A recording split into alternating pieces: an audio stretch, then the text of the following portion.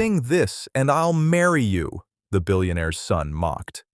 He dared the invisible maid's daughter with an impossible song. He expected humiliation, but her voice froze everyone. She is a ghost, cleaning the halls of an elite academy where she is an invisible scholarship student. By 5 a.m., she sings in the empty, dark auditorium. By 7 p.m., she mops the floors. Her life is a quiet cycle of service, driven by her mother's piling medical bills. Then, one word spoken out of turn shatters her silence. In front of the entire class, the school's billionaire heir rips an impossible piece of music from a book and throws it at her. "Sing this at school," he mocks, "and I'll marry you." The students raise their phones, ready to record the humiliation. They expect her to break. They have no idea they just handed her a weapon. Her gift was a secret, wrapped in a life of silent work. But a hidden talent cannot be quiet forever. It only waits for the right moment to be heard. The insult echoed in the high, sunlit halls of Summit Ridge Academy. It was Tuesday morning, third period. The class was Advanced Music Theory, a room filled with the sons and daughters of the city's elite. They sat in expensive, casual clothes, discussing complex compositions with an easy, careless confidence. In the back row, Eliza Mayhew sat perfectly still. She was silent. She did not belong here.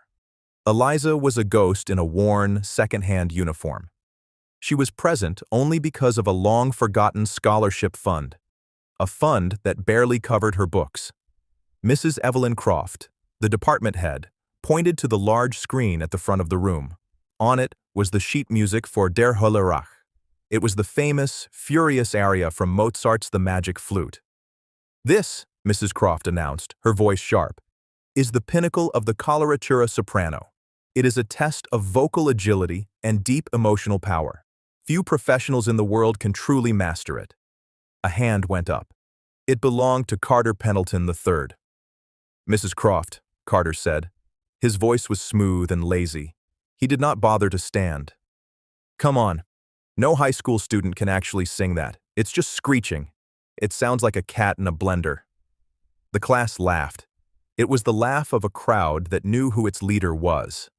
Carter Pendleton III was the son of a billionaire. His family's name was carved in granite on the new gymnasium. He was tall, handsome, and moved with an arrogance that came from a life without consequences. He had never been told no. "It's not screeching," a quiet voice said from the back. Every head turned. 24 faces all at once. Eliza Mayhew's face burned a deep, painful red. She had spoken without thinking. Her hands were instantly clammy. Carter's eyes narrowed. He did not know her name. He only knew her as the girl who sometimes wiped down tables in the cafeteria, the girl he passed in the hall, the one who always looked down. "I'm sorry?" Carter challenged. A cruel, handsome smile played on his lips. He was enjoying this. "What did you say?" "I said, it's not screeching," Eliza repeated. Her voice was trembling, but it was clear. "People mistake the high F's for noise, but they're not. They are the climax of the Queen's rage. It's pure fury. It's supposed to be sharp. It's supposed to hurt." The silence in the room was heavy. Mrs. Croft looked deeply annoyed by the interruption.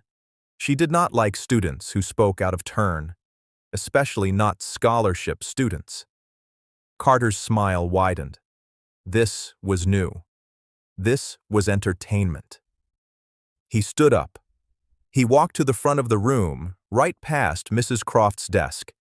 He picked up a different music book, a thick, dusty volume of obscure 20th century pieces. He flipped through it dramatically, making a show of his search. He stopped. He ripped a page from the book. The sound of the paper tearing was loud in the quiet room. Mrs. Croft gasped, but said nothing. Carter strode down the aisle. He tossed the sheet music onto Eliza's desk. It landed like a judgment. The music on the page was a nightmare. It was a dense, dark forest of notes, full of strange symbols and impossible leaps. "Fine," Carter laughed.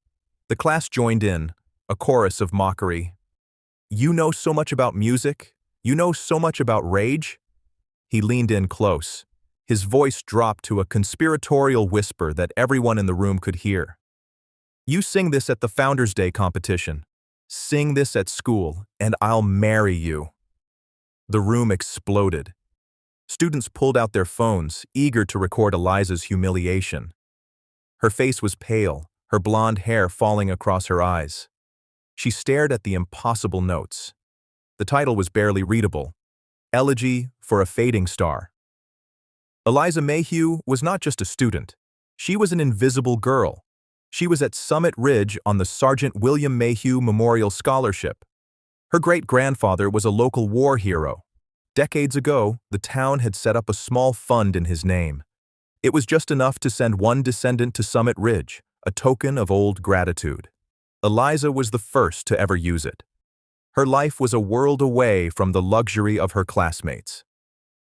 She lived with her mother, Sarah, in a small apartment over a dry cleaner. The constant smell of chemicals was the smell of home. Her mother was a maid. She worked 2 jobs, one of them cleaning the houses of families like the Pendletons. The medical bills piled up on the kitchen table. Sarah had a cough that never seemed to go away. Eliza's day did not start at 8 a.m. It started at 4:30 a.m. She would wake in the dark, dress in her faded blue work uniform, and walk to the academy. She would let herself in with a staff key. For 1 hour, from 5 a.m. to 6 a.m., the main auditorium was hers. It was empty. It was dark. The acoustics were perfect. This was her secret. This was her church. She would stand on the massive stage, a single ghost light illuminating her, and she would sing. She sang the songs her grandmother, Rose, had taught her. Her grandmother had been the one with the real talent. Grandma Rose used to sing opera while baking bread. Her voice had filled their tiny kitchen with joy and tragedy.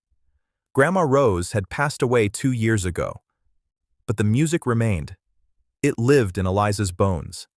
Singing in the auditorium was the only time Eliza felt whole, the only time she felt brave, the only time she was not invisible. At 6 a.m., she would stop. She would change into her school uniform. Then she would head to the cafeteria. She would work the breakfast line, serving eggs to the same students who would ignore her in the halls. After her classes, she did not go home. She changed back into her work uniform. She mopped the floors. She scrubbed the tables. She cleaned the chalk from the boards. She stayed until 7 p.m., cleaning up the mess left by Carter Pendleton and his friends. She was a janitor, a cafeteria worker, a ghost.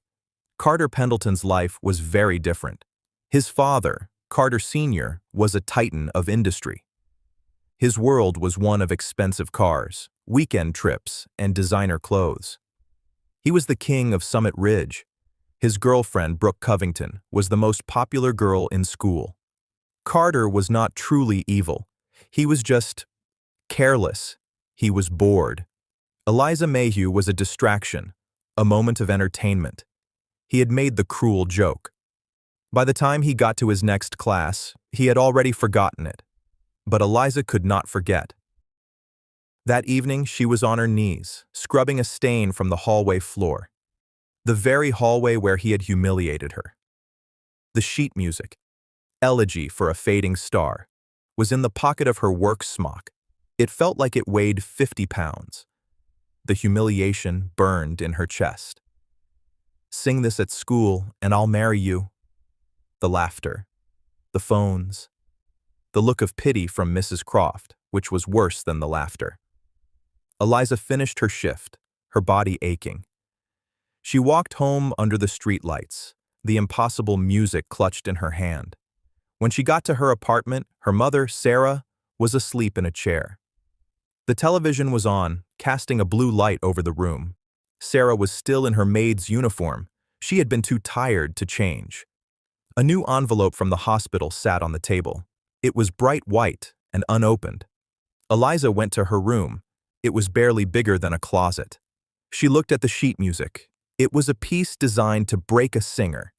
It was full of strange time signatures, sudden jumps in pitch, and lyrics in a language she didn't recognize. "He thinks I'm nothing," she whispered to the empty room. "They all do." She thought of her great-grandfather, Sergeant Mayhew. His portrait hung in the town hall. He had been awarded the highest honors for bravery. He had faced impossible odds and refused to back down. She thought of her grandmother, Rose. Her grandmother had a saying, "Your voice is a gift, Eliza. Don't let them keep it in the box." A slow, cold anger began to build in her. It was the same anger she had heard in the Queen's song. She looked at the music again. "He wants me to sing this," she thought. "He thinks I'll fail." She sat at her small desk, turned on her lamp, and began to work. The next day, the buzz in the school was all about the Founders' Day competition. A large, elegant banner was unfurled in the main hall. The Founders' Day Talent Competition Grand Prize, the Patron's Scholarship, a full 4-year scholarship to the Juilliard Conservatory. All expenses paid. Eliza stared at the poster. The Juilliard Conservatory. It was the best in the world. It was not just a school, it was a dream. A dream so far out of reach, she had never even dared to think it. This scholarship was not just about music, it was about escape. It meant no more mopping floors. It meant no more medical bills. It meant a future for her and her mother. It meant her mother could finally rest. It meant she could finally be seen. But there was a problem.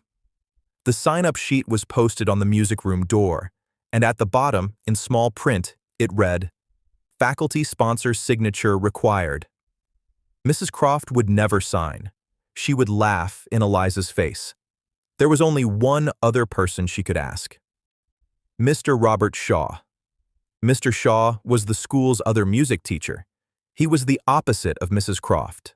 Where she was sharp, polished, and modern, he was old, weary, and smelled of dust and coffee. Mrs. Croft taught the elite advanced theory classes. Mr. Shaw taught music appreciation to students who just needed the credit. He had been at Summit Ridge for 40 years. He had seen generations of rich, spoiled children pass through his room. He was jaded. He was tired. He had also been in the back of the auditorium during the incident with Carter Pendleton. He had heard Eliza's quiet correction about Mozart, and he had heard Carter's cruel reply. Eliza found him in his music room after school. It was a small, cluttered room in the basement. He was alone, sorting through a cabinet of old vinyl records. "Mr. Shaw," Eliza said. Her voice was small. He grunted, not looking up. "What is it?" I need a signature for the Founders' Day competition. I need a faculty sponsor." Mr. Shaw stopped sorting. He turned, very slowly, and looked at her. He was a tall man, stooped by time. His eyes were sad. "You're Eliza Mayhew, the girl from Mrs. Croft's class." "Yes, sir." "The girl Carter Pendleton made that wager with." Eliza's face burned. "It's not about him, sir.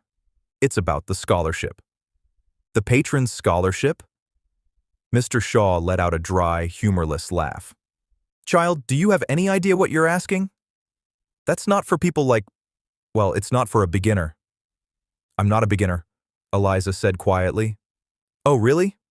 Have you had tutors, private lessons, vocal coaches from New York?" "No, sir. I taught myself. My grandmother, she taught me." "You taught yourself," he repeated. He sighed and sat down at the dusty grand piano. "This competition is a Shark Tank. Mrs. Croft is the head judge. She's already chosen her winner. Brooke Covington, probably. Or Carter himself. They will eat you alive." "I don't care," Eliza said, her voice gaining strength. "I have to try. My great-grandfather didn't back down. I won't either." Mr. Shaw looked at her, a flicker of something new in his eyes. "William Mayhew? You're one of his?" "He was my great-grandfather." Mr. Shaw was silent for a long moment. He remembered the stories. Everyone in town did. Sergeant Mayhew was a legend. "All right," he said, his voice rough. "You want my signature? You have to earn it." I will not sign my name to a joke. I will not let you be humiliated again. He placed his fingers on the piano keys. Sing this, he said. He played a simple ascending scale. Eliza took a deep breath. She centered herself. She thought of the empty auditorium at 5 a.m. She sang the scale. Mr. Shaw's hands froze on the keys. It wasn't just her pitch. It was perfect. It was her tone, her control. There was a richness, a texture to her voice that he had not heard in decades. It was raw, yes, untrained, but it was there. It was the sound of pure, undeniable talent. He played a more complex series of notes. A difficult arpeggio. She sang it back to him, flawlessly. He turned on the piano bench and truly looked at her for the first time. He saw the worn-out shoes, the faded uniform, the exhaustion in her eyes, and the fire. "Good Lord," he whispered. "How long?" "My whole life, sir." He grabbed a pen and scribbled his name on her form. "The auditions are this Friday." "It's not just me. Mrs. Croft and a guest judge from the school board will be there." "What should I sing?" Eliza asked. Mr. Shaw looked at the Elegy for a Fading Star in her hand, the piece Carter had thrown at her. "Not that," he said with a scowl. "Not yet. That's a weapon. You don't bring a cannon to a knife fight. You bring a perfectly sharp blade." He rummaged through a stack of music. He pulled out a simple, beautiful piece by Satie. "Je te veux." "This," he said. "It's simple. It's elegant. There's nowhere to hide. They're expecting a child. You show them an artist." Eliza took the music. "Thank you, Mr. Shaw." "Don't thank me," he grumbled, turning back to his records. "Just don't be terrible." Eliza walked home, her feet barely touching the pavement. The audition form was in her bag. Mr. Shaw's signature, a small dark blot of hope. The music for Je te veux was clutched in her hand.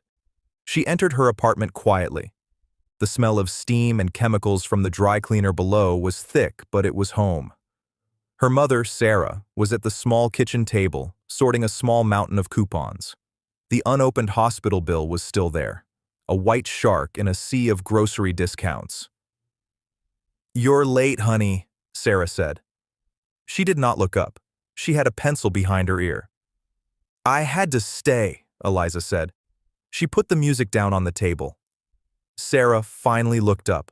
Her eyes were tired, with dark circles underneath. She saw the sheet music. "What's this?" "It's for a school competition. The Founders' Day event." "A competition?" Sarah put the pencil down. "Eliza, we don't have time for games. That school is for them, not for us. You have your work. You have your studies." "It's not a game, Mom." Eliza's voice was firm but gentle. "The grand prize. It's a scholarship, a full scholarship to the Juilliard Conservatory in New York." Sarah stopped. She stared at her daughter. "Juilliard?" she whispered. The name sounded foreign, like a place on a map she could not find. "I have to try, Mom." Grandma rose. "She would have wanted me to try." Sarah looked at her daughter. She saw the same stubborn set of the jaw that her own mother, Rose, had. She saw the same fire that Sergeant William Mayhew had in the old, cracked portrait at the town hall. "Oh, Eliza," Sarah said, her voice breaking. She coughed, a dry, racking sound that shook her thin frame. "Of course, you must try. Of course, you must." Eliza put her arms around her mother. "It's okay, Mom. I'll make us breakfast." "No," Sarah said, pulling away. She looked at the music. "You practice. I'll make the toast." The next morning, the auditorium was cold. It was 4:45 a.m. Eliza stood on the stage, the single ghost light casting a pale circle around her. She opened the music for Je te veux. It was a simple, tender song, a song of longing. She began to sing. Her voice, at first, was small in the vast, dark space. She was singing for herself. She was singing for her mother. She was singing for her grandmother, Rose. She did not know that, in the back, in the deepest shadows of the last row, Mr. Shaw was standing. He had come in early, drawn by a small, nagging hope. He listened. He closed his eyes. The song was simple. Her voice was not. It was a clear, strong bell. It had none of the artificial polish of Mrs. Croft's other students. It was something real, something pure. He had heard voices like this only twice before in his 40-year career. Both times, they were on the great stages of Europe. He slipped out before she finished, his heart pounding with a feeling he had not felt in years. It was not just hope, it was fear. He was afraid of what Mrs. Croft would do to this girl. Friday came. The auditions were held in the small, formal recital room, not the main auditorium. The room was full of nervous energy. Students in crisp, expensive clothes paced the hall, whispering to each other. They clutched leather music folios. They hummed complex, showy passages. Brooke Covington was there, holding court by the windows. She was Carter Pendleton's girlfriend.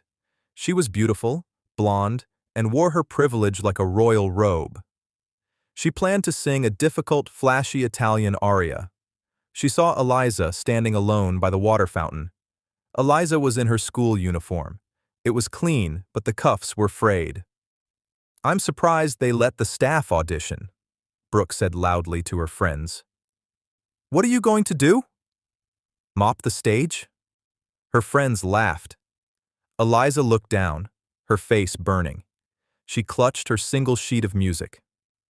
"Eliza Mayhew," a voice called from the door. It was her turn. Eliza walked into the room. It was small and bright. 3 tables were arranged at the front. Mrs. Croft sat in the middle. She looked bored. Mr. Shaw sat on the left. He was staring at his pen. On the right sat Mrs. Helen Gable, a kind-looking woman with gray hair. She was from the school board. She smiled at Eliza. "Name and peace, dear," Mrs. Gable said. "Eliza Mayhew, sir, ma'am. I'll be singing Je te veux by Eric Satie." Mrs. Croft's pen clicked. "Satie? How quaint. A simple cafe song, not exactly conservatory level, is it?" "Just sing, Miss Mayhew," Mr. Shaw said, his voice a low grumble. The school's accompanist, a nervous young man, began to play the simple, rolling piano chords. Eliza took a breath. She closed her eyes. She was not in the room. She was on the dark stage at 5 a.m. She sang. The room changed. The air stilled. The accompanist's eyes went wide. He had been playing for the other students all day. They had been loud. They had been technically skilled. This was different. Eliza's voice was not loud. It was intimate. It was clear as glass. She did not just sing the notes. She told the story. She sang of wanting, of longing, of a simple, desperate human need. Mrs. Croft's pen stopped clicking. She sat up, her eyes narrowed. This was not the mousy, invisible girl from her class. Mrs. Gable had tears in her eyes. She was thinking of her late husband. Mr. Shaw looked at the floor, a small, secret smile on his face. The song ended. The last note hung in the air, a perfect, shimmering thread. Silence. Eliza opened her eyes. She was terrified. "Well," Mrs. Croft said, clearing her throat. She was angry. This was not part of the plan. This girl had no right to be this good. "Your French is acceptable, but the piece is far too simple. It shows no real range." "I disagree, Evelyn," Mrs. Gable said. Her voice was gentle, but firm. "That was the most honest piece of music I have heard all day. Your control, Eliza, it's breathtaking." "She has talent," Mrs. Croft said, as if it were a disease. "But she is untrained. Raw. She would be torn apart in the finals." "Then we should train her," Mr. Shaw said, finally looking up. It was the first time he had spoken. "That is what a school is for, isn't it?" Mrs. Croft stared at him. It was a challenge. "She's in," Mr. Shaw said, not to Mrs. Croft, but to Eliza. "You're in the competition. The finals are in 2 weeks. Be in my office, Monday, 4 p.m. Eliza nodded, unable to speak. She almost ran from the room. She stumbled into the hall, her heart a drum against her ribs. The news was out before she even got to her cleaning shift. Carter Pendleton was in the student lounge, playing a video game on the massive screen. His friends were draped over the leather sofas. "You are not going to believe this," Brooke Covington said. She stormed into the room, her face red with anger. "Whoa! What's wrong?" Carter said, not taking his eyes off the game. "That Maid," Brooke spat. "The janitor girl. Eliza. She's in the finals." Carter paused the game. He turned. "What are you talking about?" "She sang in the auditions. Old Shaw and that Gable woman, they put her through. Evelyn Croft is furious. She's going to sing in the Founders' Day competition." Carter was silent. He was thinking. "Wait," one of his friends, Mark, said. "Eliza? Eliza, isn't that the girl?" "The one from class," Carter said slowly. "The one I—" Mark's face lit up with a cruel grin. "The one you said you'd marry." The sing this at school girl. The lounge erupted in laughter. Carter's face darkened.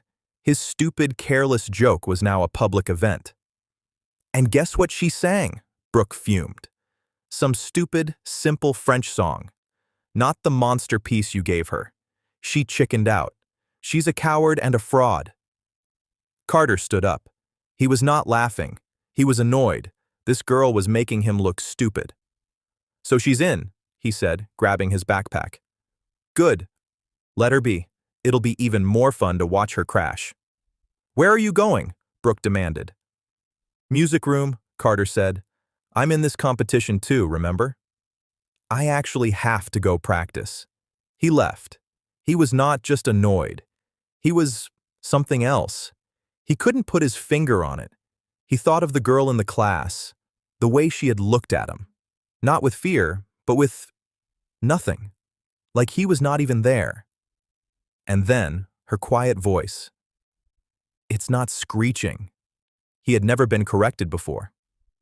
Monday afternoon, Eliza knocked on the door of Mr. Shaw's basement office. "Come in," he grunted. The room was a mess of music scores, dusty instruments, and old coffee cups. Mr. Shaw was sitting at the piano. "You were good on Friday," he said. "Good enough." "Thank you, Mr. Shaw." "Don't thank me." "You embarrassed Mrs. Croft. She does not like being embarrassed. She will be coming for you in the finals." I don't understand." "The finals are not just a talent show, Eliza. They are a political fight. Mrs. Croft wants her student, Brooke, to win. It makes her department look good. You are a problem. You are an unpolished, unknown problem." "What do I do?" "You stop being unpolished," he said. He pointed to the piano. "You have 2 weeks. We are going to work. 4 a.m. in the auditorium for vocals. 4 p.m. in here for theory. You will eat, sleep, and breathe music. Your janitor job." "I can't quit," Eliza said, panicked. "My mother, we need the money." Mr. Shaw looked at her, his expression hard. He sighed. "Fine. Then you will be tired. You will work from 4 a.m. to 7 p.m. every day.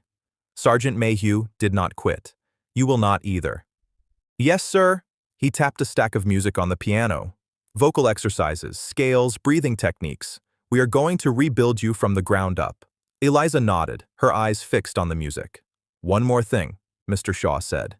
He reached under a pile of papers and pulled out a single, torn page. It was the Elegy for a Fading Star, the piece Carter had thrown at her. "Where did you get this?" Eliza whispered. "I found it in the trash bin outside the music room last week," Mr. Shaw said, his eyes cold. "I assume you threw it away." "It's impossible," she said. "The language, the notes. The language is Hungarian," Mr. Shaw said. "The music is by a composer who lost his entire family in the war. It's not a song.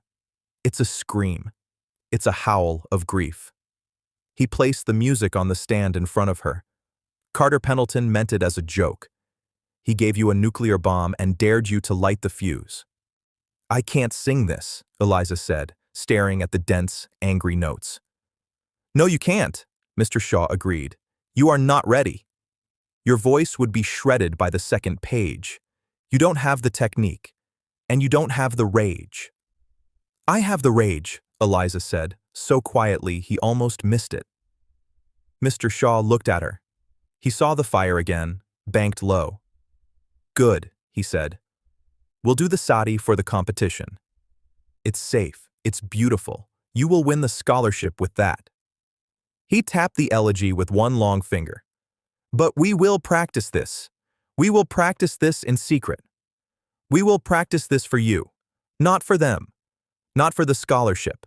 We will practice this for your grandmother. For my grandmother? Yes, Mr. Shaw said. Talent like yours is a gift from God, Eliza. But it is also a responsibility. You are responsible for every note.